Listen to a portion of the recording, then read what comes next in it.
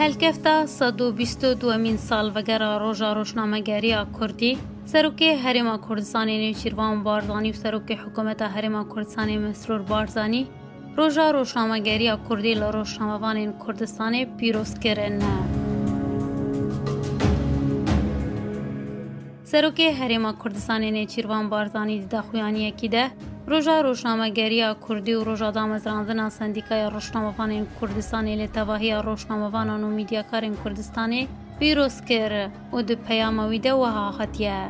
به هلکفتا 122 سالوگرا روشنامه‌گری‌یا کردی و در چونای کم هجمار روشنامه کردستانی امیر مقداد بدرخان که 17 گل 22 سالوگرا دامزراندن سندیکای روشنامه‌وان کردستانی پیروزباهی کی گرم لهمو روشنامه‌وان کردستانی دکم هیویا سرکفتن و پیشکتن جبو همو روشنامه‌وانان و سندیکای آوان دخوازم.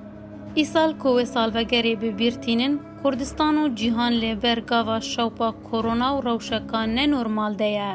رولا روشنامه‌وانان و میدیاکاران لبلافکرنا هوشیاریا تندرستی و خواپارێزیê جوê şopê û handana welatiyan ji bo pêgirêkirina rêkaran ve rolekî bi bandor û bi berçav bû.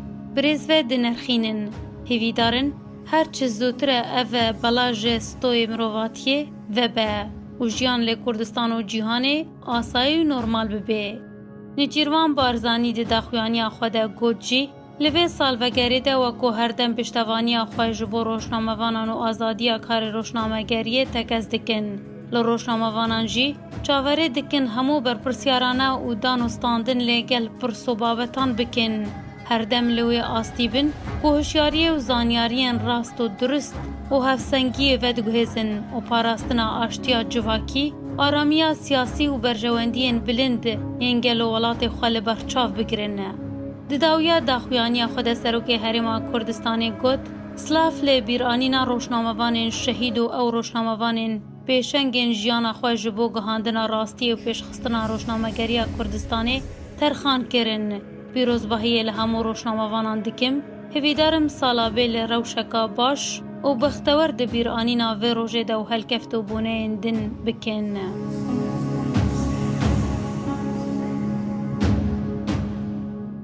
Her divî derbarî de Serokê Hikûmeta Herêma Kurdistanê Mesrûr Barzanî jî bi helkefta roja roşnamegeriya Kurdî û 122 salvegera derketina roşnameya Kurdistan jî peyamek belav kir. Mesrûr Barzanî di peyama xwe de pîrozbahî li tevahiya roşnamevanên Kurdistanê kir û hêviya serkeftinê ji wan re xwastiye û naveroka peyama wî jî wiha ye. Bi helkefta 122 salvegera derketina yekemîn hejmara roşnameya Kurdistan û roşnamegeriya Kurdî germtirîn pîrozbahiyê li roşnamevan û mîdyakarên Kurdistanê dikim. Her wiha 22 salvegera damezrandina sendîkaya roşnamevanên Kurdistanê jî li roşnamevanên Herêma Kurdistanê pîroz dikim û hêviya serkeftinê ji wan re dixwazim. Mesrûr Barzanî got di vê helkeftê de wekû derfet dibînim ku spasiya dezgehên mîdyayên Herêma Kurdistanê bikim ku di bicîhanîna tedbîrên xweparastina li hember vayrosa koronayê belavkirina şîretên tenduristiyê de roleka giring lehîstin. Her wiha rêz û hurmeta xwe bi wan ronakbîr û pêşengên roşnamegeriya Kurdistanê û wan roşnamevanên Kurd ku di romalkirina doza gelê Kurdistanê de xizmet kirin û canê xwe fîda kirin nîşan didim.